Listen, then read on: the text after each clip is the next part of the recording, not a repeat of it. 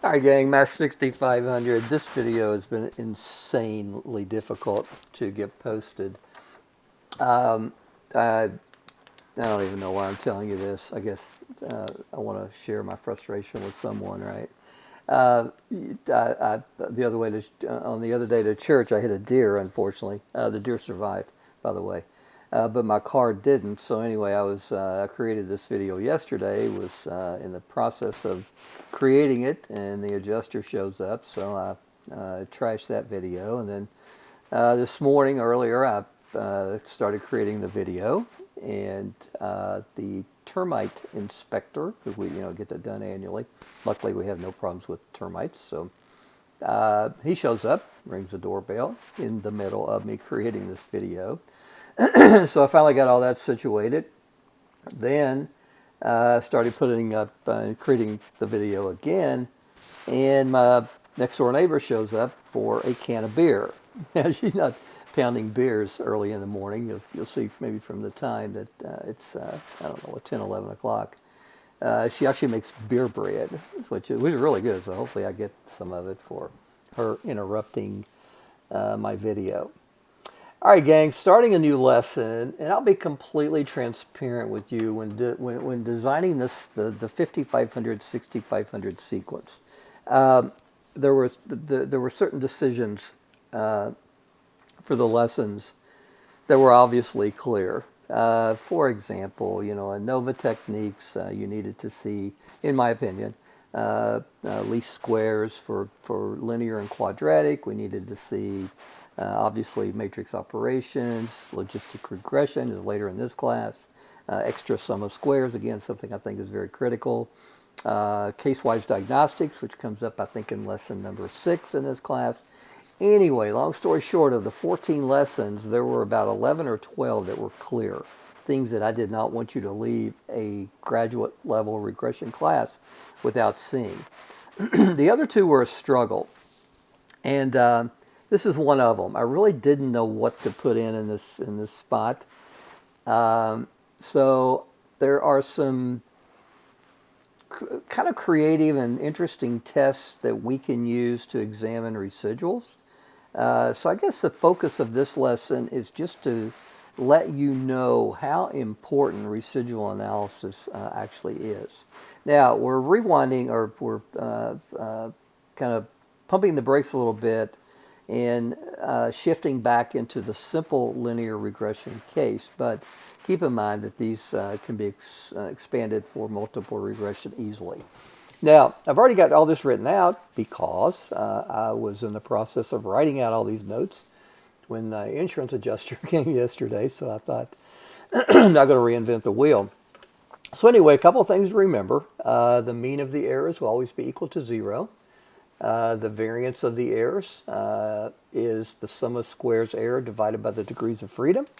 We have 2 degrees of freedom here that we lose because of the estimates on B0 and B1. Again, simple linear regression. If we extend this into multiple regression, this is not n minus 2, but the mean square error is the estimate for the variance of the residuals. Now, it should make sense to you at this point that if we look at the variance, we can easily find the standard deviation by taking the square root of the variance. And as you might expect, that also plays a role in examining the residuals. And we get into something called a semi-studentized residual. I would just think of these as kind of a z-score, because it's really exactly what they are. In general, to find a z-score, we take the observation minus the mean divided by the standard error, right? So that's precisely the format that we have here. Well, because the mean of the errors is equal to 0, the calculation for this just becomes the error for the particular case. Now, this sub I right here just tells me that I have n cases, so the ith case, the ith subject, their error, I should say their semi-studentized residual, can be found or calculated by taking their error divided by the square root of the mean square error. So that calculation extremely easy to make. All right. So why worry about residuals? Why do we care? Well, why do I care that this is not as clear as I want it to be? All right, still not, but it looks like I'm going to have to live with it. Specific to simple linear regression, which again can be expanded into multiple regressions, we'll see later. There are certain things that residuals tell us a lot about. Linearity assumption. Far too many times people want to just dive into or examine a scatter plot between x and y and make a decision on linearity based on that particular plot, that sole plot. Well, it turns out that in many cases that works, but in a lot of cases it doesn't. So the residuals can tell us some important things about the linearity assumption, constant variance, independence, some other stuff here, and of course normality. This other stuff, model fit, are all important predictors included, important stuff. But I think for right now I want you to take a look at these four: linearity, constant variance, independence, and normality. Now, in terms of diagnostics, there are two plots, the first one and the third one, that I want you to pay close attention to. And it's kind of interesting that we can plot the residuals over the predictor, the x, and we get the same plot as plotting the residuals over the fitted value. The reason being is that these fitted values are a linear function of the predictor variables, right? Y hat is just b0 plus b1 times x. This is something I'll give you an example of later in a later video where it's important. But typically, this one and this one, 1 and 3, are the ones that we look at the most. We can also examine the residuals over omitted predictors. That can tell us a lot about model fit and predictors that aren't included in the model that should be. Just a straightforward box plot of residuals can sometimes identify outliers. And of course, a QQ plot is one of the most straightforward ways to assess normality. Now, if we bump out of this and I have R, and you can see that I've already, there's a data set that's in the data set folder for 6500. It's called data error variances. Straightforward, again, just one predictor. There's just the generic X and Y, and you can see that I've attached it, and kind of in the habit here of doing head data, which gives me the first 5 or 6 values. Now let's just go ahead and see. We can choose either one. So we have 55 cases in this data set. Now, first thing I may want to do is examine the residuals over the predictor and the fitted value. So to do that, obviously the first thing I need to do is create my model.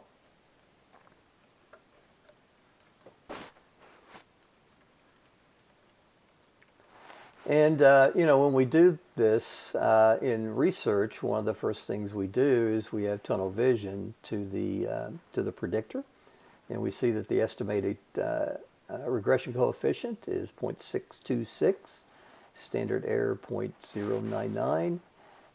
We have a test statistic of 6.33, and we have statistical significance at the 0.001 level. Now, something else we may want to do is just so tempting to just look at the plot of x comma y, and I'm going to include the regression model. And you can see from eyeballing this, it assumes that the linearity assumption is satisfied, right? Now, I see some red flags already. I see that for lower values of x, it looks like the variance of the y values is less than the variance of the y values for the higher values. So of these concerns, linearity, constant variance, independence, normality, something that looks of concern to me at this point is we may have a constant variance issue. All right, but let's proceed as we should. All right. So what I want to do now is I want to do a plot of x over the residuals over the x. And I'll tell you what, something I like to include on that.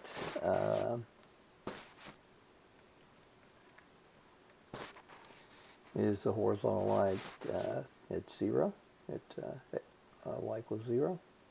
All right, so you can see that, again, the concern I had early on, examining the residuals, we have less variation for lower x than we do for the upper x. Is that an issue? Yes, it's an issue with constant variance.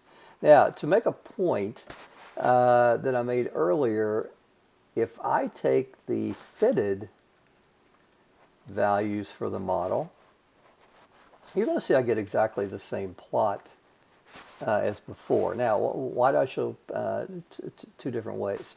If we're in the simple linear regression world, we have one predictor, so the simple x works fine. But once we get into multiple predictors, we'll want to switch our focus to the fitted values. So again, I have this concern with equal variance assumption. A box plot of the residuals can identify outliers. It doesn't look like there's an issue there. And I think a histogram of the residuals gives us an indication of whether or not we satisfy the normality assumption. Now, we're going to dive into the weeds and look at this a lot more, but for right now, let's pump the brakes. There's a couple things I want to point out.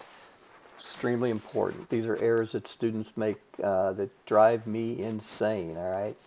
Now, first of all, students will look at that and they'll say, well, we have a normal distribution. Fundamentally, that's just an incorrect statement. This is a sample. These x's and y's are samples from a larger population. This histogram is a residual this is a histogram of the sample residuals. Normality, a normal distribution, is a term that is specific to a probability distribution, a population distribution. So we may say that from this histogram, it appears that our residuals come from a distribution that is normally distributed, but it is completely incorrect to say that these residuals form a normal distribution.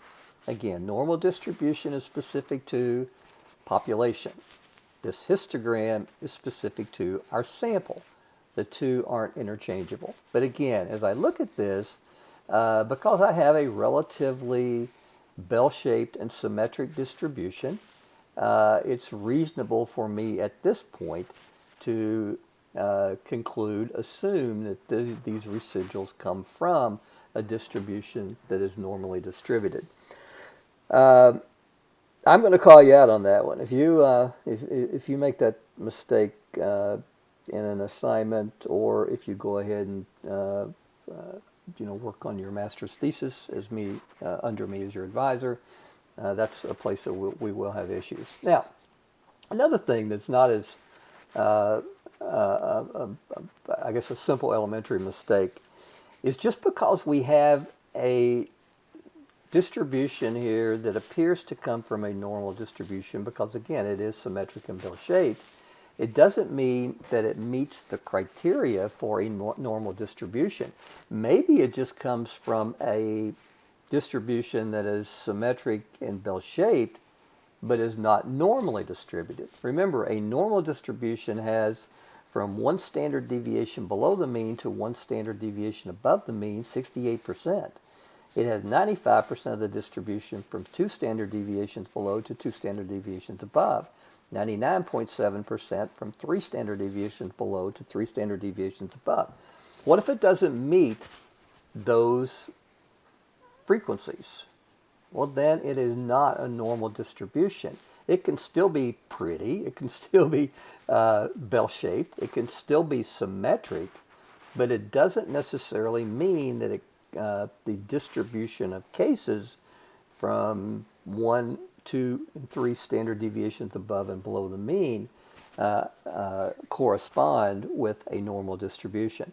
And this happens a lot with Shapiro. When we run Shapiro's test to assess normality, we look at our histogram and we have something like this, which again is bell-shaped and symmetric, but then we get a significant Shapiro response, which we reject the claim that that distribution came from a normal distribution. The reason is the proportion of cases don't align, even though they're bell-shaped and symmetric. They don't align with the proportion as we would see in a normal distribution. All right, enough of that.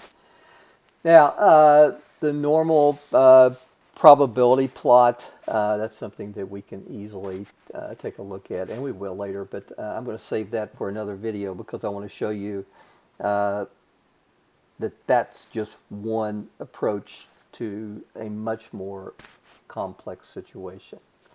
All right, gang, I can't believe that I actually completed this video. I'm completely honest with you. I think this is the 6th time I have tried to create it, and I've been interrupted each and every time, so yeehaw, I finally got through one. All right, take care.